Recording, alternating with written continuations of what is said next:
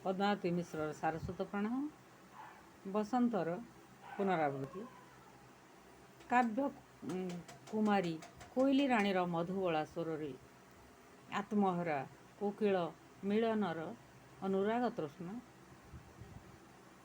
ସୃଷ୍ଟି ସୌନ୍ଦର୍ଯ୍ୟର ଗନ୍ତାଘର ମଧୁର ଝରଣା ମଧୁମୟ ବଉଳ ପେନ୍ଥାରୁ ମହୁ ଝରି ପଡ଼େ ତଳେ ପଡ଼ିଥିବା ଶୁଷ୍କ ପତ୍ର ଗୁଡ଼ିକ ଉପରେ।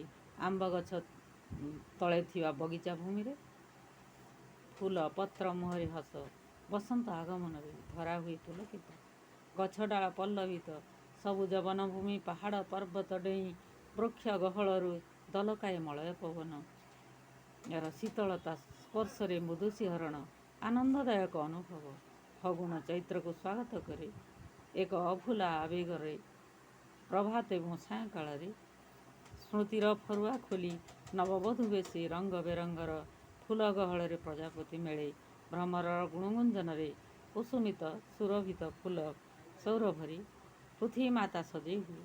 ପ୍ରକୃତିରେ ବସନ୍ତର ଆଗମନରେ ଶିହରିତ ହୁଏ। ପ୍ରକୃତିର ଶିରା ପ୍ରଶିରାରେ ନୂତନତ୍ୱ ପତ୍ର ପଲ୍ଲବିତ ଅଙ୍କୁରିତ ବୃକ୍ଷ କାଣ୍ଡରେ ମତୁଆଲା ଆବେଗ ଭରା ପ୍ରେମର ଆହ୍ୱାନ। କୋଇଲିର ମଧୁର କଣ୍ଠସ୍ୱରରେ ଯୁବକ କୋକିଳ ଯୁବତୀ କୋକିଳା ପ୍ରେମିକର ମିଳନ ଆଶରେ ଝୁମି ଉଠେ। ଆନନ୍ଦ ବିଭୋର ଚିତ୍ତରେ ସ୍ୱୀକାର କରେ ପ୍ରେମ ସମ୍ଭାଷଣ। ପବିତ୍ର ନିର୍ମଳ ହୃଦୟରେ ଜୀବନ୍ତ ହୋଇ ଉଠେ ପହିଲି ପ୍ରେମ।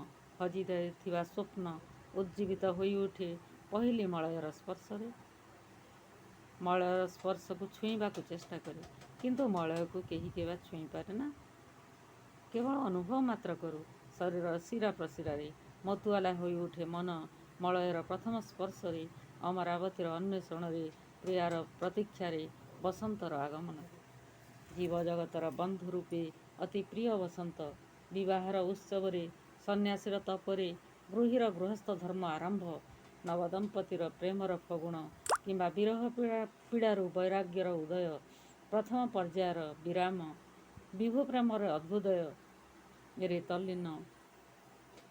ପ୍ରାରମ୍ଭରେ ସ୍ୱୀକାର କରିବା ନିଆରା ଅନୁଭବ ଅନୁଭୂତି ଜ୍ଞାନ। ବସନ୍ତ। ଧନ୍ୟବାଦ। ଜୟ ଜଗନ୍ନାଥ।